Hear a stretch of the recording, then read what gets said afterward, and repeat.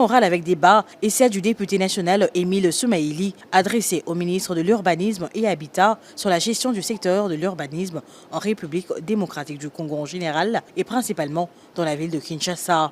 Au regard des événements tragiques vécus il y a peu dans la capitale quinoise lors de récentes intempéries qui ont occasionné des dégâts matériels et des pertes en vies humaines, l'auteur veut comprendre la gestion des infrastructures urbaines dans le quartier sujet aux inondations.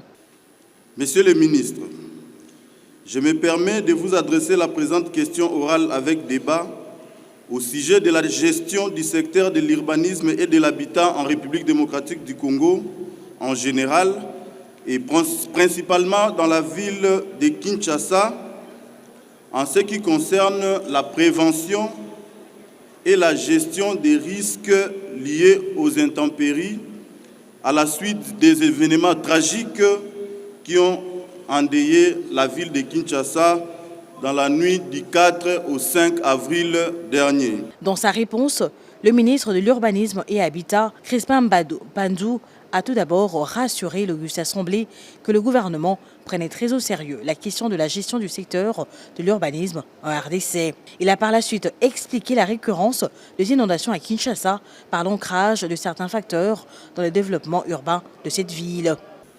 Vu l'ampleur de cette catastrophe naturelle et ses conséquences dans la capitale, au regard de la transversalité, cette question devrait être abordée, honorable Président, de manière holistique.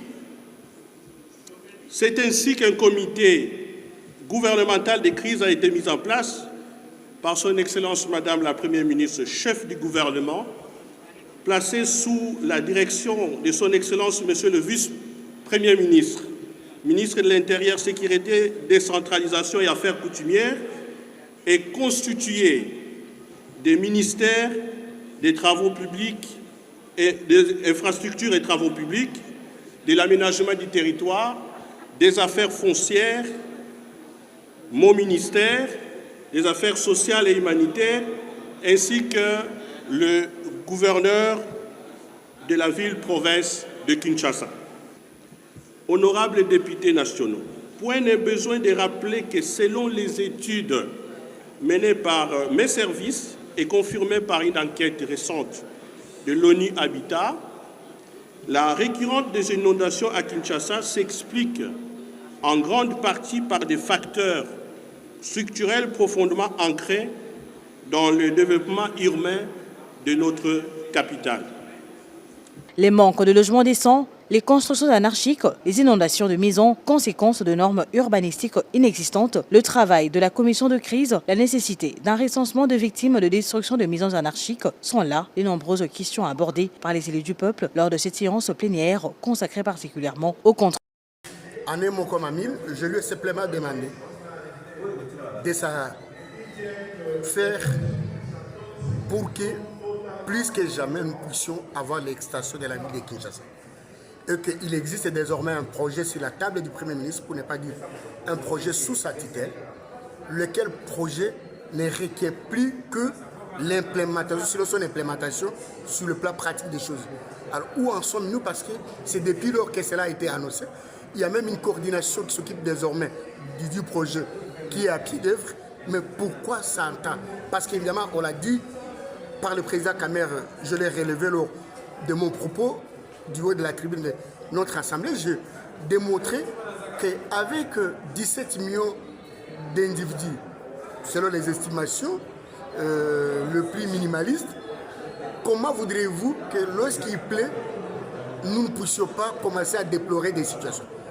On peut tout faire, on peut même tirer les caniveaux comme d'aucuns les prétendent, tirer les rivières, mais ça ne va pas résoudre le problème parce que la vérité est qu'à Kinshasa, tout ce qu'il y avait comme espace vert, tout ce qu'il y avait comme cadre récréatif pour les enfants, comme on en a dans d'autres villes du pays, ça n'existe plus parce que tout a été loti. Et par le fait, on a assisté tout simplement à des constructions à la porte-pièce des maisons et par le fait, vous avez, avec la qualité du sol au niveau de la capitale, une situation qui ne permet pas que les gens vivent comme il se doit. Et la réponse, sinon l'alternative, comme l'ont fait d'autres pays africains, j'ai cité l'Égypte, ensuite le Nigeria, pourquoi pas envisager cette possibilité d'extension de la ville de Kinshasa et que par le fait, parce qu'il existe désormais un projet, pourquoi l'implémenter et pourquoi doit-on attendre? En plus de ça, depuis lors, on est autour de 20 milliards de dollars par rapport au budget.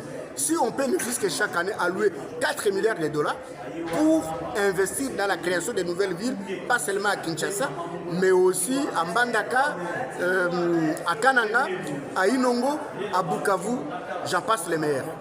Merci. Vous parlez plus de l'extension de la ville de Kinshasa, mais vous ne tenez pas compte aussi de l'urbanisme proprement dit, parce qu'une ville sans l'urbanisme, cette ville est voie à l'échec. Si vous avez suivi le ministre de l'urbanisme, lui-même a déjà eu à l'occasion des réponses qu'il a données à la plénière, démontrer comment il faudrait, en termes d'urbanisation ou de, si vous voulez, des corrections à apporter, ça et là, il existerait même, selon lui, un plan, si pas de stabilisation, un concept bien à place pour la ville de Kinshasa qui existe. Alors, est-ce qu'il fallait-il encore revenir si c'est que lui-même a reconnu ou a relevé? Non. J'ai estimé qu'il fallait enrichir le débat en parlant de tout ce que les collègues n'ont pas dit avant moi. Question de permettre à ce que le moment venu, nous puissions de façon holistique aborder cette question qui se pose non seulement pour la ville de Kinshasa, assez compris pour toutes les autres villes que j'ai de façon limitative énumérées à l'occasion de mon propos. Merci.